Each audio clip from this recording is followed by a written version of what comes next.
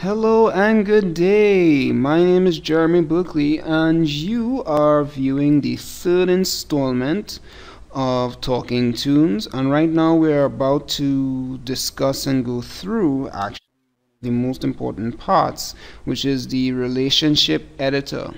So, of course, the big question here is what exactly does the relationship editor have to do with toon shading? Well, first off, the relationship editor in Maya usually works in tune with lighting. And by lighting, I just simply mean in your rendering tab right here, we have different types of lights. Now, if you were to mouse over any of these, you can actually see what they are. Now, we have our ambient light, we have a directional light, point light, spotlight, area light, and volume light. Now, in toon shading, there are two lights that we use quite a lot, although I should probably say three, but it all depends on the situation, of course, which would be the directional light, the point light, and of course the spotlight. Now, we don't use the spotlight unless the situation calls for it, as in, it can be more straightforward than that for a spotlight, by that being let's say a stage light or maybe even a flashlight. If your scene requires that, then by all means you use that. Now, as you can see here, if you look carefully, I'm going to just zoom in a little bit. If you look carefully, you can see some sort of shading happening here, where you can see highlights and shadows working hand in hand. Now, if you've ever toon shaded a character before, I'm sure you've realized that once you start to navigate around, you tend to realize that the shading changes on your character. Now, normally, if a camera was to do a 360 and the lights are static, they're not moving around, they're not active, the angle of the light would remain. But that's, in the case of toon shading, is a little bit of a problem, mainly because it keeps trying to maintain that shading system when you move the camera. Now, it's not a bad thing. It can be used for specific styles, but in the case of what we want, it's a really bad thing. You get some really unexpected results, as you can see here. Let's say, for instance, you want this type of shading. As you can see here, clean, fluid, you can see the details in the face, but you want to have that remain the way it is while you're navigating or while the camera is going around the character. How do you achieve that? And at the same time too, how do you achieve the shading that you want here and maybe a different shading on the face? So let's say you want a different style of shading on the hair, and you want to maintain this look that you have here, this shading going around just right around this area here of the eyebrow, just right beneath the eyebrow, and then you have this nice clean effect happening as far as the shadows goes right on the outside of the face. How do you maintain that, but at the same time maintain maybe a different style of shading for the hair? This is where the relationship editor and the lights come into play. So instead of just explaining it, why don't I just jump in and show you what I mean? So as you can see, you're probably wondering as well, how do I get this shading system? Because usually it looks sort of like this when you apply a toon shader. It's just simply go into renderer and turn on high quality rendering. If you have a pretty decent graphics card, it should show up looking just like this. Okay, so for starters, let's actually set up the lights before we even dive into any kind of setup with the relationship editor. Now, for this character in particular, I went ahead and used point lights. So we're actually going to create one point light here. We're going to call this one body light. Alright, and I'm going to just jump into the side view just to move this light up.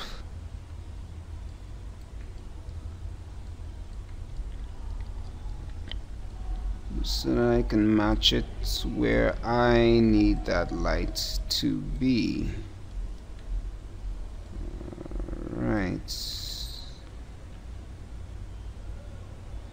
Okay. Now you would immediately notice that the instant I bring the light up, that we stop getting that odd look when we navigate around the camera. You'll notice that immediately. Now all we have to do is adjust the light exactly to what we need. So I'm actually going to do this in the front view. And I'm going to actually snap that to the center. Let's see, this looks pretty fine right around here. Let's make sure of that. It's not too bad. I could probably turn this light up a tad bit. Okay, maybe not too much. I think what I'll do for this is I will adjust.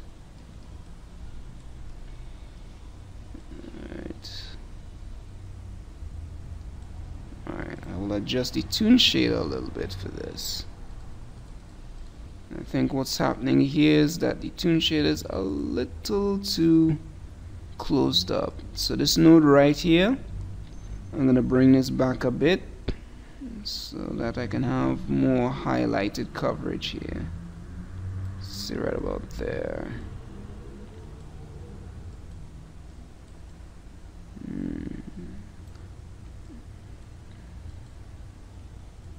Bring this up a little bit. Going into focus, select our character texture from right here, and let's adjust this a little bit.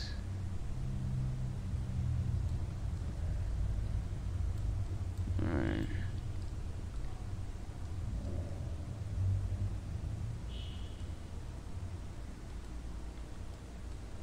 And I'm also going to pull this a bit away just to increase a little coverage as well. Another little trick of the trade right here. I think that should do it.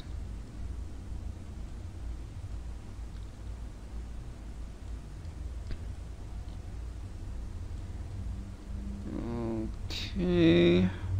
Alright, well, I'm satisfied with that for now, and that light works well for our character's body, to light the character's body. Now we need another one for the character's hair, because I mean this looks okay, I guess, but I actually want a specific design. So instead of just creating another point line, I'm going to just duplicate this by hitting Control D on my keyboard. Now you might see this a little overshadowed, don't worry too much about that. I'm going to bring this up a little bit and move it across. Now really and truly what I want is to have the shadowing, the light source come from above and the shadowing be below. Alright. Now the downside with this, unfortunately, is once you have more than one light in here, regardless of whether you edit these lights to have this one here, which we'll probably name this appropriately right now, here light. Alright, there we go. Nice. Now you'll have this body light obviously lighten the body, and this one will be lighting here. Now the best way to point this out would be to actually go up into Window, Relationship Editors, Light Linking, Light Centric, and that brings up this window which we have here. Alright, now what I'm gonna do is we have two lights here, point light 1 and point light 2. I think I better name these appropriately here as well.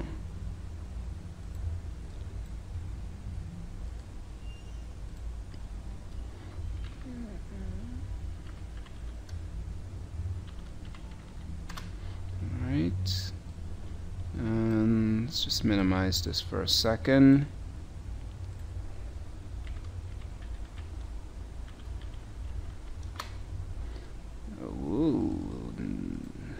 Put a Y there. Body light, hair light. Okay, good. Now let's get into this. So far we want the body to only be lighting the character's body. So let's go in and see. Well, first off, I need to see exactly where this is. So I'm going to go into my outliner, bring that up. I'm going to keep my mouse over my outliner and just hit F on the keyboard, and that will actually take me directly to where that is. So we got the character's hair, which is actually right here, character's head. So you can go back here and see exactly where that is. I'm going to have to open out these. It's the only tedious part about it all. Now I want to turn that back on. Alright, so here we are. So we know for sure that the hair, we only want that to light the character's hair, and the body to only light all the elements that make up the character's body. So we're going to start up here just by simply clicking on this area here, which is body light, and clicking on the light itself.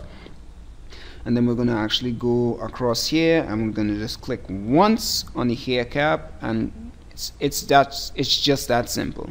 And at this point, the body light is no longer lighting the hair cap.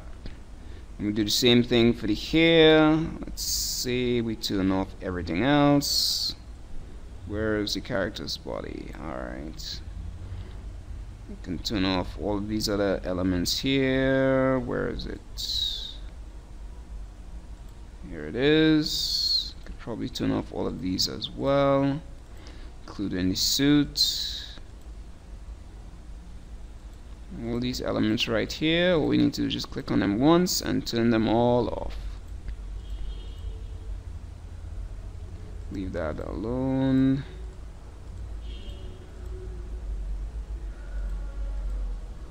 Also, another thing too, depending on how many elements you have, you could just probably, using your left mouse button, click and drag. That also takes things off sometimes, but not all of the time. Alright, I think that does it for that. Let's turn back on the characters here. Body, it's lighting everything else but the hair, while the hair is just lighting the hair. So let's test this out, see if this works. Yes, everything's back to normal, as you can see, and we're navigating around nice and clean. No awkward, strange looking shadowing that's happening here, and it's that simple. So if I were to do a render, let me just turn off all these things. Let's test this out. I love to test things. Alright, so this is before, which is without the light setup. We'll just save that by hitting this button right here, keep image, do a render.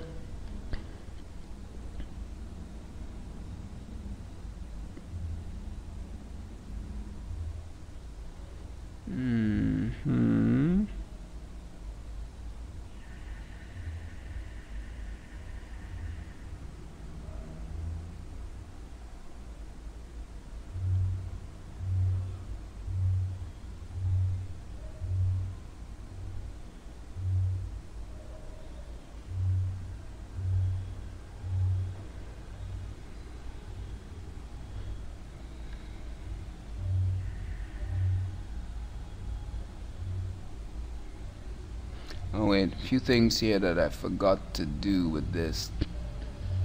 First of all, Well, actually, I'm kind of glad this is on.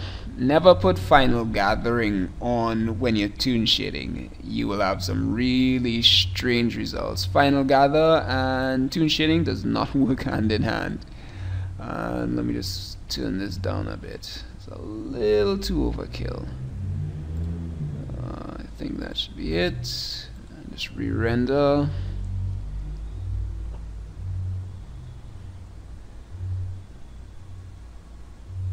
And there we go. And clean toon shading. Let's see, let me make sure. Turn on this, zoom in a little bit. The button that I just clicked here is actually film gate. As you can see, it's a little gray area. It's just showing you the safe area for your rendering. I just need to angle this a little bit. I actually want to see how this looks.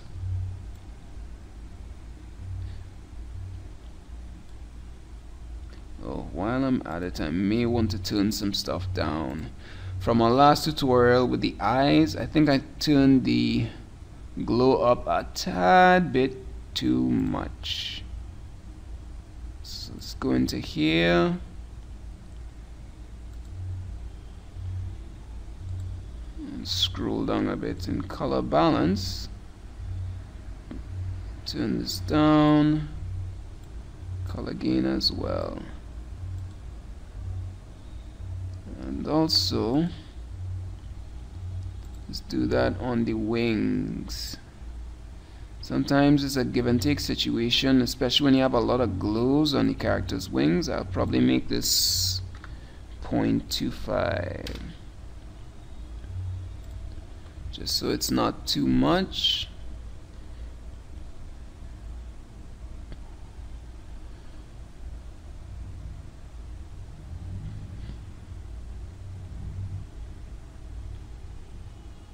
And there we go. Ooh, seeing a really extreme glow. Let's deal with this now. Let's turn that off.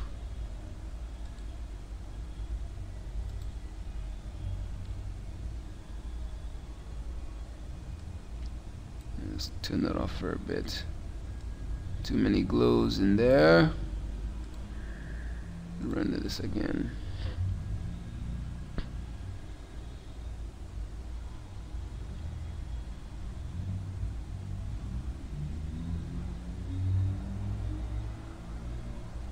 Right. Okay, so as you can see, we maintain the shadowing, and if we were to change the angle, and say we use this angle, or maybe no angle such as this, we should see in the render that the shading and the lights should remain the same at any given angle. So as you can see here, it's still the same. On the outside we have the shadows right beneath the eyebrow. At the different angle, you can also see the same thing occurring right here on the outside, right beneath the eyebrow, and of course right beneath the nose, giving you that anime feel to it. And it's that simple. At least that's the basics as far as the relationship editor and lights go. Next tutorial we'll be going into the clothes and lighting an entire character, not just the face and the hair, but the eyes as well. We'll also be going back and forth with the lighting as far as the glows go, with the eye and the wing on the right hand side of this character. But as you can see, for now I'm pretty satisfied with what we have here, and I am Jeremy Berkeley, and as usual I will answer any questions that you may have for this episode and any of the other episodes as well. If you do like and would, well, I guess if you do want to see more of this tutorial, feel free to subscribe, give us a like, leave a comment, and I will see you next time.